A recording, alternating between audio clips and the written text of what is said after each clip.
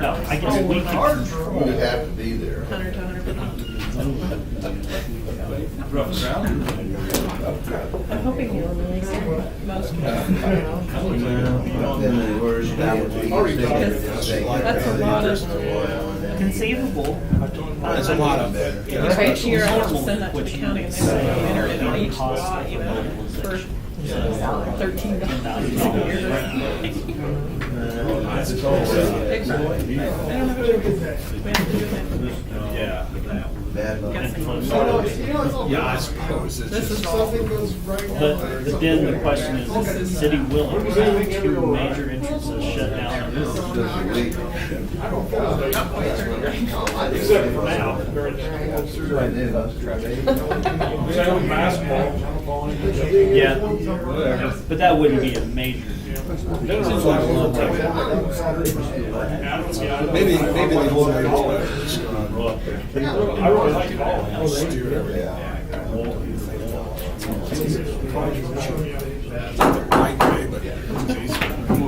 We'll call tonight's meeting of Boyd City Council to order. Jessica, would you take a roll call, please? Kent Miller, Yes. Bob Richard, Yes. Rick Brown, Yep. Tony Gingler, Yes. Matt Audie, Yes. Lloyd Luttrell, Present. Bob Peterson. Thank you. If you'd stand for the invocation in the pledge of allegiance this evening, and the invocation with Councilman Miller. Our most gracious Heavenly Father, we just thank you for allowing us to be here together this evening. We thank you for the rain that you allowed us to receive last week. We ask that you be with us tonight as we discuss the business of the city of Beloit, and we ask that the decisions that we make will be in the best interest of the city and the people, and most of all, the best interest of you. We ask these things in your son Jesus' name. Allegiance to the flag of the United States of America and to the republic for which it stands, one nation, under God, indivisible, with liberty and justice for all.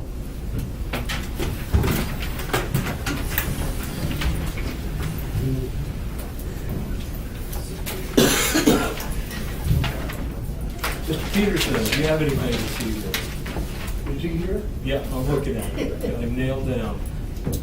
Well, I'm really excited tonight. I got word that maybe I'm going to be a great grandpa tomorrow. Well, that's nice. Good deal. Congratulations. Came from Katy, Minnesota. Good deal. Tony? A couple quick things. Thanks for fixing 10th Street tonight. No longer shakes you clear out of your car. Secondly, I just wanted to recognize a longtime city employee, Coburn Henningsen, who passed away last week. He was a great guy. I worked with him a lot, and I don't know how many years he worked with the city, but he was just a super guy. Mr. Brown? Not this time. Yeah. Parking lot up at the law enforcement center looks nice. It's real nice. Matt? I'd like to congratulate our Beloit High School volleyball team getting fourth place in the state. I think you're great. It's quite an honor. Mike? I have nothing further. Thanks. You know, we had quite a weekend with the St. John's girls going to state, the Beloit girls, and the Beloit football team going to, make it in the playoffs, and the cross-country teams for competing at the state cross-country meet with both schools. It's like our community is blessed with a lot of good athletes, a lot of good kids, so we're pretty fortunate there. Katie, do you have anything at this time? No, nothing. Thank you. Mr. Rodman? I do. Well, it's already been mentioned, the LEC parking lot's been poured. We're letting the pavement cure up there. Probably gonna be open next week is what's happened there. So that'll just be police and sheriff's department parking there. That won't be just general public parking, so. But that'll free up the parking that's in front of the library, in front of the education center there and whatever. So it should be a real big help. And of course, the police and sheriff will be able to exit down to Walnut rather than going up through courtesy letters, so it should be a big help for us as well as everybody else who uses that area up there. The other thing I want to talk about here tonight, as I included in my note to the council, is that we did get a substantial refund check from Blue Cross Blue Shield. That happened for a variety of reasons. The big deal there is they were a nonprofit organization, so we're members of that nonprofit, so they do well. We do well. They share the wealth with us. Last week, actually, it's a little better than I have a typo in my letter. It's not $331,000 they gave us last week. That comes back to us. Right now, it's an employee benefit fund. What I'm proposing we do for the employees, since they're good use or non-use of our healthcare benefit drives a lot of this, is to give each one of them $1,000 as part of the. Half of them are on health, really the health savings account, that would go in their health savings account. The other ones would just not see they wouldn't see a cost for their premium until that $1,000 runs out. They'll still leave us with another $270,000, give or take a few dollars there in the employee benefit fund that would go. I guess as a reward for making this work and whatever, that's what I propose. Because you remember how the health savings account works, there's a deductible on that from the individual, I think it's $3,000. So this would help them defray that deductible on that by a lot. So anyway, that's what I'm proposing. I'm open to any suggestion on that. That was just something that we've been talking about internally since we got the check, how best to distribute that, use that. Don't want to rebate all that. I mean, we don't know what's going to happen next year. And remember, we have tax lids in 2017 if that holds up in the state legislature. I suspect it will. So you won't have, the ability to raise taxes to meet some future, whatever it's going to be, whatever that cost will be down the road. So it's a little bit cautious, but it kind of gives everybody a little something back. But whatever we don't use stays in the employee benefit Employee fund. benefit fund, yeah. So, I mean, not just, so in the future. And they still benefit from it. Sure, yeah, I mean, that pays, all the employee benefits come out of that. Basically, with the $331,000, roughly for us is about 5 months of premiums at our current rate that we'll pay Blue Cross Blue Shield. What's the percentage of that for what the employees pay versus what the city pays? Depends on what you're on. Depends whether you're on the high deductible, depends on if you're, got a family that's on the full, whatever really expensive. We went up to about, well, if you're on the high deductible, you aren't paying anything. We're covering that higher cost because that's such a smaller premium. For the individual, we're paying about 95% right now is what it is. So the employees only paying 5%? About that for the individual. But if you're on a full family course, it's more. So it's not the same for everybody. But, in the interest of being fair to everybody, you get $1,000, which right now I think we have about 58 full-time employees, so you're about $58,000 being rebated back. Do we need to vote on this in that next meeting or? You can if you want to, yeah. You want to think about it, different approach to it, or whatever. You need to think about it for the next meeting, whatever. So that I'd introduce it. Not every day somebody comes in and hands me a check for $330,000. I think the year before we got about $240,000 back. So that's just what Blue Cross Blue Shield works, being on profit. They don't have stockholders pay off or anything of that nature. So it comes back to us when they do well. Well, if we're gonna start something like that this year, maybe with all them big premium checks keep coming back, maybe we ought to just keep it rolling that way, give them back something like that. Yeah, you could. I mean, that's the way to do it. Because either way, part of it's still in their, what do you call it, fund? Employee benefit. Employee benefit, and then divvy out a little bit to them. Right. I mean, Yeah. something like that, I mean. Right, and we want to do this so it's pre-tax. I just don't want to say, okay, Yeah. it's like a bonus, and it's not be taxable. If you put it in the health savings account, or you say we're gonna forgive the premium for how long that takes, then it's a non-taxable benefit. That's the reason why we're gonna go this route. Otherwise, you could say, okay, we're gonna give X amount of money back and say, oh, a year, but then it's a taxable. I mean, I wouldn't need to. It's gonna be, well, for Jessica, it's gonna be a little bit of a challenge, especially on the regular. I mean, just giving $1,000 for 20. I'll say, that's the easy part. Yeah, and she's. Deductibles. Right, that's gonna be a little more of a challenge, but you'll have $1,000 and you will just pay that, until that point, when it runs out. So, like $1,000, you're just paying down from $1,000.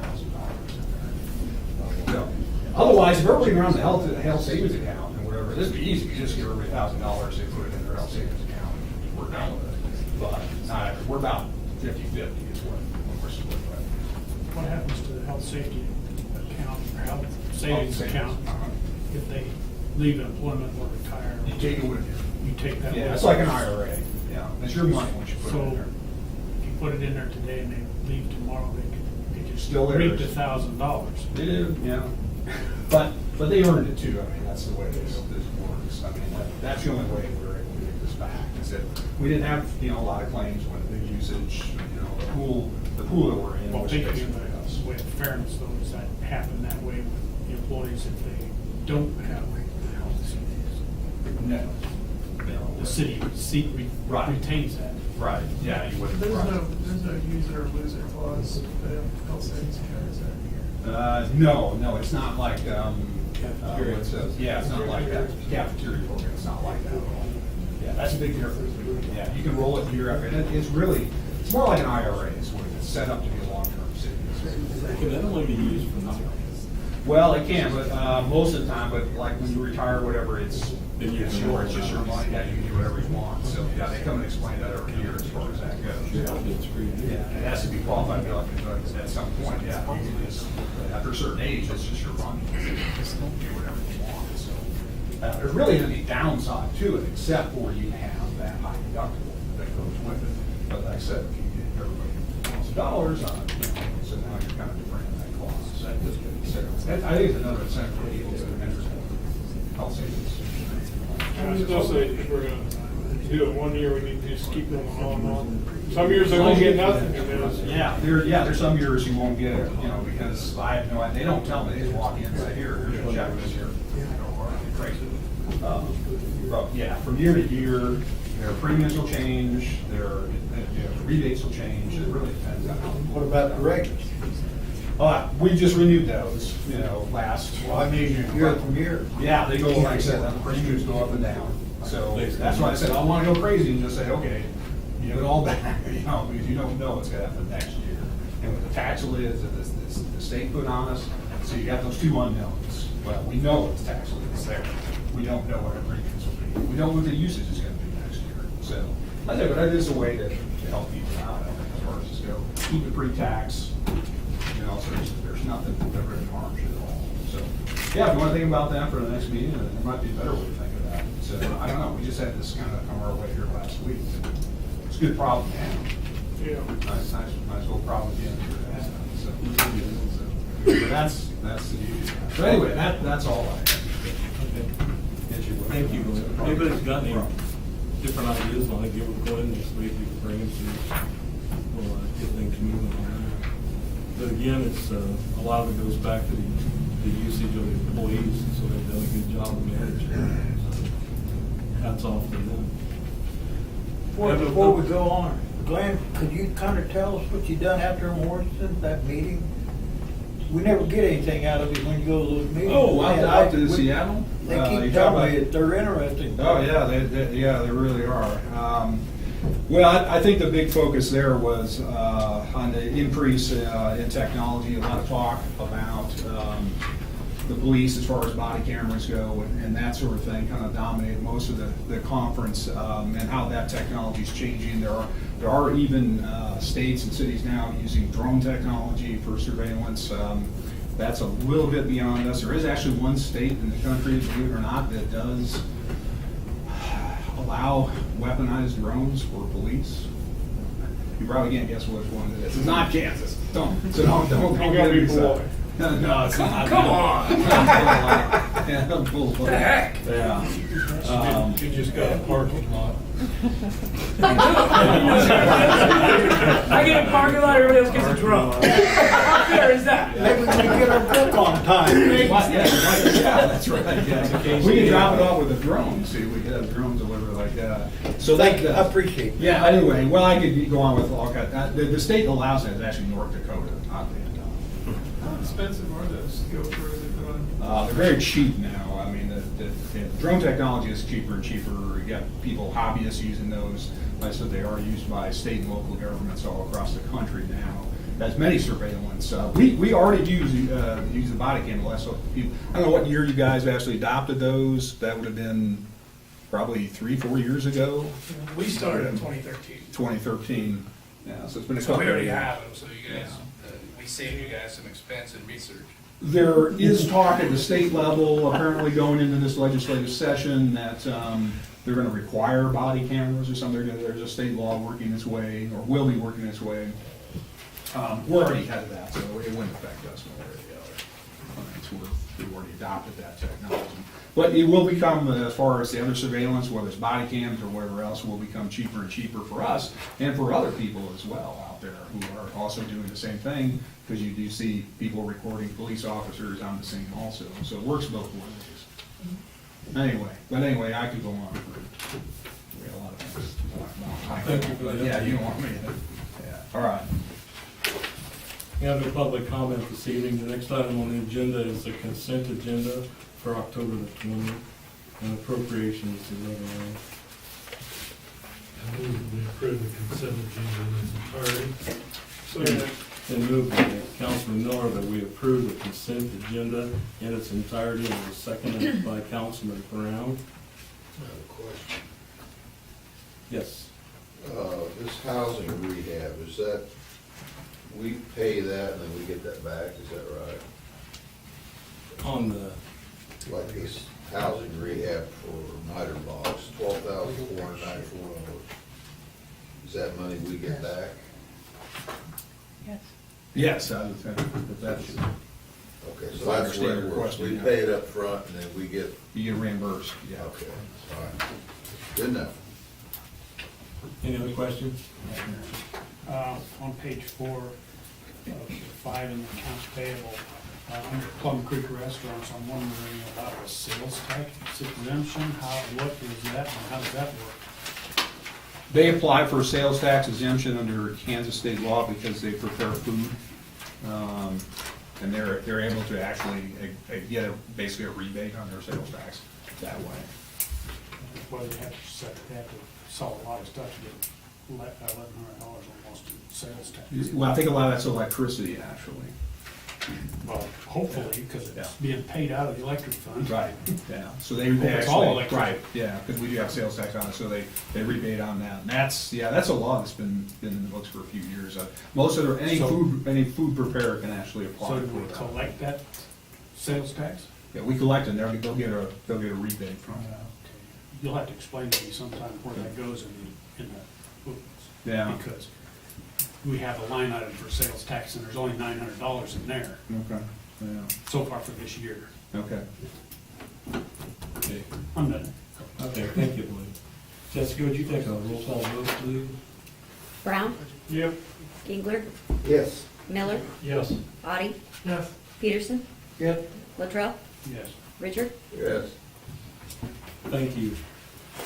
The next item on the agenda this evening is Resolution 2015-23 unfit structure at 200 Roosevelt. Mr. Mayor, this is actually a repeat of the last one you did. What happened was these resolutions require 2 printings in the official city paper, and for some reason, you only got 1 printing. So when that happens, we have to start the process over again. So this is the same one you saw here a few weeks ago, and we're just redoing it. Okay. Any questions for Chris? Chris, is this, you brought this to us on your own, right? Yes, yes. How's come Butch Ponto had to come to us about 3 buildings? Isn't that something that you can It's the handle? difference between an unfit structure and an environmental issue, right? And this I was able to declare an unfit structure, and we're proceeding under that premise. An environmental code is handled differently. An environmental code, I do not show that the structure is dangerous or unfit, but that it just needs repaired. But because the history of our use of the environmental code, it seems to always go to court. The city attorney and I need to sit down and talk about where it's going to go from here, and how much more we can put on at this time. We've got 2 or 3 cases, I think, in court presently or going through the court process on this environmental code. So rather than to overload that system, I'm waiting. And I've talked to Butch about that, and he understands. Well, he knows anyway, whether he agrees with me or not. But that's what I'm waiting on. Yeah, that answers my These question. other structures, I cannot show that they're dangerous or unsafe. Okay, All right, but they do need repair. That's correct. okay, good enough. All right, sir. This is a redo from before, is that gonna throw off the demolition bid that's on the agenda tonight too? No, it's a different structure. It different, okay. Different structure. Yeah. Thank you. Yes, sir. Okay, thank you, Chris. Yes, sir. No further questions for staff. Entertain a motion to So adopt moved. resolution 2015-23. It's been moved by Councilman Brown that we adopt resolution 2015-23. Have a second from Councilman Odd. Is there any further discussion? There's no further discussion. Jessica, would you take a roll call vote, please? Richard, Yes. Diegler, Yes. Peterson, Yes. Latrell, Yes? Brown, Yep. Addie, Yes. Miller. Yes. Motion carried. Next item on the agenda under resolution is 2015-25 metal poles. I have something just for your reference. This, you'll see attached to the resolution a notice of public hearing which describes the extent of the proposed improvement district.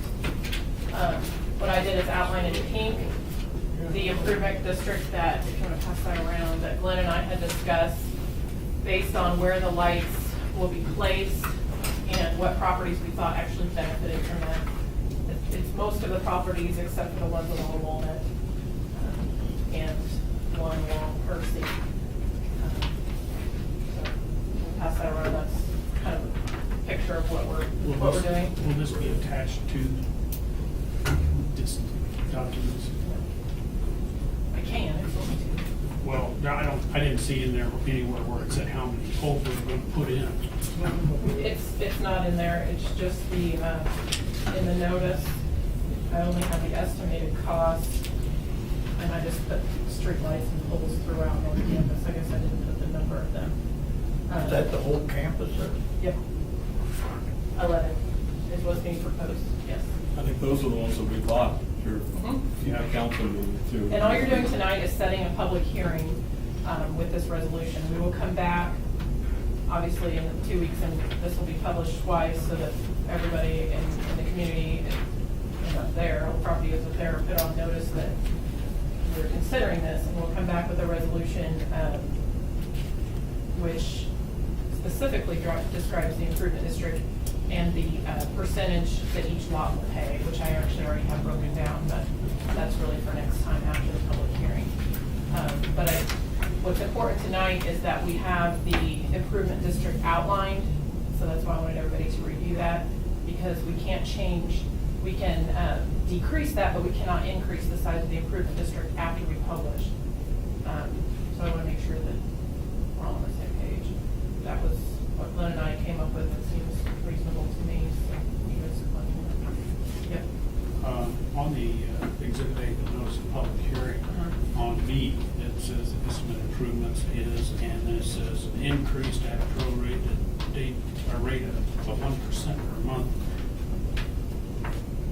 When does that start? And From the adoption of the resolution authorizing improvements, which that would be is next time. tonight, next time? Mhm. Okay. Yeah, and that's just standard, we put that in there. I mean, that's more important for bigger projects. This one, we're pretty sure on what the cost is going to be because we've already purchased the poles. But that's just, Thank you. just in case it is. I'm going to do the resolution 2025. Been I moved by- get lost in this math. Been moved by Councilman Latrell to adopt resolution 2015-25. I have a second. Second by Councilman Lottie. Any further discussion? Hold on a Further second, discussion? hold on a second, I'm trying to figure this math out. Something don't look right. like I showed the other day, doesn't look very well on this map.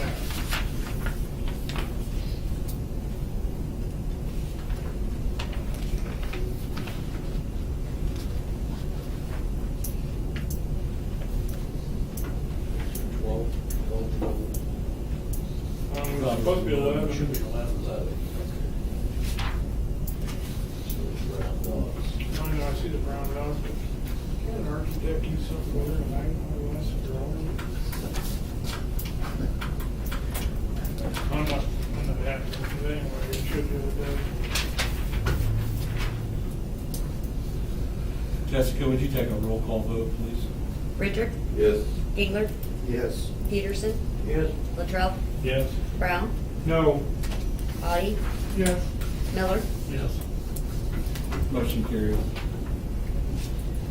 Next item on the agenda this evening is the K-14 project bid. Glenn, do you want to address this? Yeah, this is the ongoing K-14 project. You know, we've gone through all the steps requiring all the easements, we're already doing utility work out there. We bid this project out, and you'll see the results of it. We got one bid. Unfortunately, it was over the engineer's estimate. So at that point, I talked with Schwab Eaton, and we have two engineers here tonight, who recognize two reporters. Works at the local Schwab Eaton office here as our city engineer also, and his partner here tonight, Ian Rieke, who I don't think we've met. He works at their Manhattan office, as I remember correctly, is actually the lead engineer here on this project. We explained, we kind of talked about a number of different options and how far we could go with this and whether or not to accept this, because we are on a timeline here. You do have to accept this in November if we wanted to. But given the fact that KDOT will contribute a set amount, and $750,000 under this grant program, that's all they will do. They will not go over that. If we were to accept this, we would be on the hook for an additional $500,000, which we don't want to do.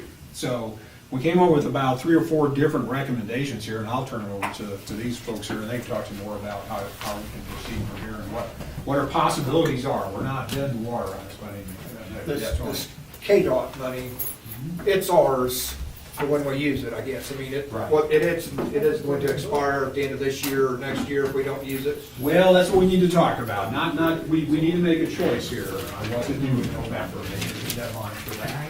But we may be able to extend that. That's one of the options we'll need to talk about here is how, but we need to have that conversation with KDOT. And it's not that money goes away, but it doesn't stay forever either. Do you guys have the information of the contractor, his contract, his bid he sent to you? Unfortunately, KDOT doesn't release the itemized bid, the unit prices. They will only release the overall project cost until either it's accepted or rejected. Once it's rejected or accepted, we'll have a chance to look at those unit prices. Well, I noticed in here, it said that the cement contract was much higher than the state. Average. Yeah. Did There's- they bid Beloit here, or did they, or bid, you probably seen it, I didn't. But did they The bid supplier is Beloit, local, or did they yes. bid out of Beloit? No, the supplier is local. I believe you have one supplier here that's certified to produce concrete for KDOT. Yeah. That was the one bid that the contractors got for their concrete supply. And those statements are based on comments that we received back from contractors. There's nothing on a piece of paper that we have that says what that price is. It's just that contractors commented back to us that that was a big portion of, not a big portion percentage-wise of the overage, but it was substantially higher than they're used to paying in other locations. Sometimes the contract uses that, the bid with the contractor here, cement contractor might be lower than what he tells it to. It's very possible. You bet. We heard the same thing from 2 contractors. But another thing that needs to be said so that everybody understands it is KDOT, we prepare the plans, but then we send them to KDOT, and KDOT advertises the project and they let the project. So once we turn the plans over, it's entirely in KDOT's court, and we are unsure why we only received one bid on this project, other than The paving contractors, the concrete paving contractors are very busy, or going to be very busy into the first half of next year. That's what we're being told. We know of one other contractor that had inked in a bid and they pulled it back at the last minute because they wanted to bid another project on the same day. The way KDOT does their bid lettings is they have a whole list of projects that are ready to be bid, and contractors can pick whichever projects they want to take stab at. Well, There were over 30 options this last. yeah, there was like 30-some projects in this last bid letting. Well, in our case, there was a very large interchange project in McPherson County. If you're familiar with the Viega plant that's just on the north edge of McPherson, there's going to be an interchange there. And one of the contractors that was going to bid this project already has a bunch of work on the book